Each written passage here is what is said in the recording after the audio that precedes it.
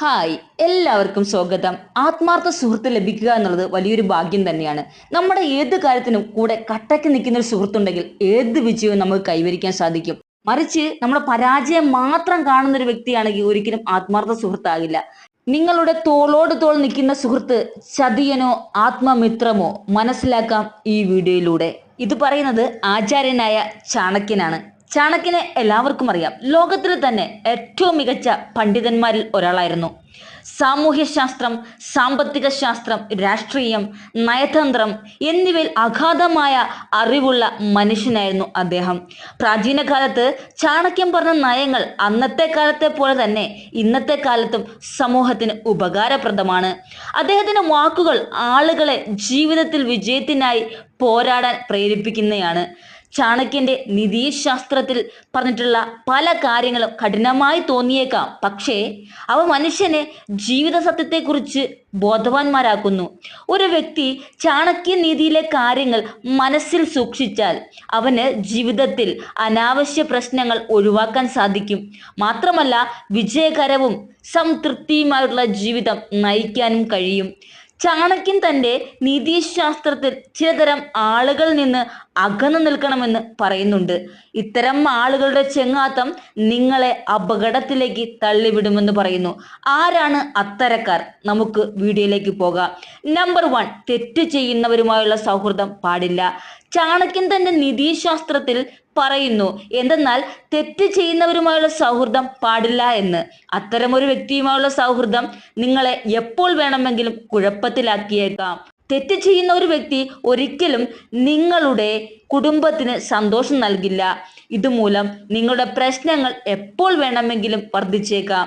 Number 2, ദുസ്വഭാവമുള്ള സുഹൃത്തുക്കളിൽ നിന്ന് അകന്നു നിൽക്കുക. ചാണക്യന്റെ അഭിപ്രായത്തിൽ ഒരാൾ എപ്പോഴും ദുഷ്ടന്മാരിൽ നിന്ന് അകന്നു നിൽക്കണം. ചാണക്യൻ പറയുന്നു, മോശം ശീലങ്ങളാൽ ചുറ്റപ്പെട്ട ഒരു വ്യക്തിയുമായുള്ള സൗഹൃദം നിങ്ങൾക്ക് ഒരിക്കലും പ്രയോജനകരമല്ല. അത്തരക്കാരുടെ ദുശീലങ്ങൾ നിങ്ങളുടെ ജീവിതത്തെയും ബാധിച്ചേക്കാം. ഒരു ദുഷ്ടന് എപ്പോൾ വേണമെങ്കിലും നിങ്ങളോട് മോശമായ കാര്യങ്ങൾ ചെയ്യാനും നിങ്ങൾക്ക് എപ്പോൾ വേണമെങ്കിലും കുഴപ്പത്തിലാകാനും സാധ്യതയുണ്ട്. നമ്പർ 3, മോശ സ്ഥലത്ത് താമസിക്കുന്ന ആളുകളുമായി സൗഹൃദം സ്ഥാപിക്കരുത്. ചാണക്യൻ തന്റെ നീതിശാസ്ത്രത്തിൽ പറയുന്നത് മോശമായ, അതായത് തെറ്റായ സ്ഥലത്ത് ജീവിക്കുന്ന ഒരു വ്യക്തിയുമായി ചെങ്ങാത്തം കൂടരുത് എന്നാണ്. മോശമായ സ്ഥലത്ത് താമസിക്കുന്ന ഒരാൾക്ക് ആ സ്ഥലത്തെ ദോഷങ്ങളിൽ നിന്ന് വളരെ കാലം അകന്നു നിൽക്കാൻ കഴിയില്ല. അത്തരമൊരു വ്യക്തിയുമായുള്ള സൗഹൃദം നിങ്ങളുടെ ജീവിതത്തെ മോശമായി ബാധിക്കും. അതിനാൽ നല്ല ആളുകൾക്കിടയിൽ നല്ല സ്ഥലത്ത് ജീവിക്കുന്ന വ്യക്തികളുമായി മാത്രം സൗഹൃദം സ്ഥാപിക്കുക. നമ്പർ 4, മുതിർന്നവരോട് മോശമായി പെരുമാറുന്നവരുടെ സൗഹൃദം പാടില്ല. ചാണക്യൻ തന്റെ നീതിശാസ്ത്രത്തിൽ പറയുന്നു, ഒരു വ്യക്തി ഒരിക്കലും മോശമായ ഒരു സുഹൃത്തിനെ ഉണ്ടാക്കരുത്. മാതാപിതാക്കളെയും ഭാര്യയെയും കുട്ടികളെയും ബഹുമാനിക്കാത്ത, മുതിർന്നവരോട് നല്ല രീതിയിൽ പെരുമാറാത്ത ഒരാളുമായി ഒരിക്കലും സൗഹൃദം പാടില്ല. ജന്മം നൽകിയ മാതാപിതാക്കളെ പോലും ബഹുമാനിക്കാൻ കഴിയാത്ത ഒരാൾക്ക് മറ്റുള്ളവരുമായി എങ്ങനെ സൗഹൃദം നിലനിർത്താൻ കഴിയുമെന്നാണ് ചാണക്യൻ ചോദിക്കുന്നത്. നമ്പർ 5, അത്യാഗ്രഹികൾ. ചാണക്യനീതി പ്രകാരം സ്വാർത്ഥരും അത്യാഗ്രഹികളുമായ ആളുകളിൽ നിന്ന് എപ്പോഴും അകലം പാലിക്കണം. അവർ സ്വന്തം നന്മയെക്കുറിച്ചാണ് എപ്പോഴും ചിന്തിക്കുന്നത്. സ്വാർത്ഥനായ ഒരാൾ സ്വന്തം താല്പര്യങ്ങൾക്കായി എന്തും ചെയ്യാൻ മടിക്കില്ല. അത്തരം ആളുകൾ കൂടുതൽ അപകടകാരികളാണ്. അവരുടെ നേട്ടത്തിനായി ആരെയും വഞ്ചിക്കാൻ അവർ മുതിരും. അതുകൊണ്ട് അത്യാഗ്രഹിയും സ്വാർത്ഥരുമായ സുഹൃത്തുക്കളിൽ നിന്ന് അകലം പാലിക്കാൻ ചാണക്യൻ പറയുന്നു. നമ്പർ 6, പിന്നിൽ നിന്നും കുത്തുന്നവരുമായുള്ള സൗഹൃദം പാടില്ല.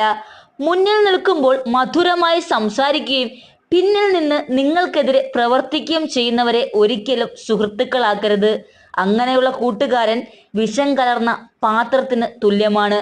പുറത്ത് മധുരവും ഉള്ളിൽ തിന്മയുമുള്ള ഒരു വ്യക്തിയെ സുഹൃത്തെന്ന് വിളിക്കാനാകില്ല. അത്തരമൊരു സുഹൃത്ത് നിങ്ങളുടെ വ്യക്തിപരവും സാമൂഹ്യപരവുമായ പ്രശസ്തിയെ കളങ്കപ്പെടുത്തിയേക്കാം.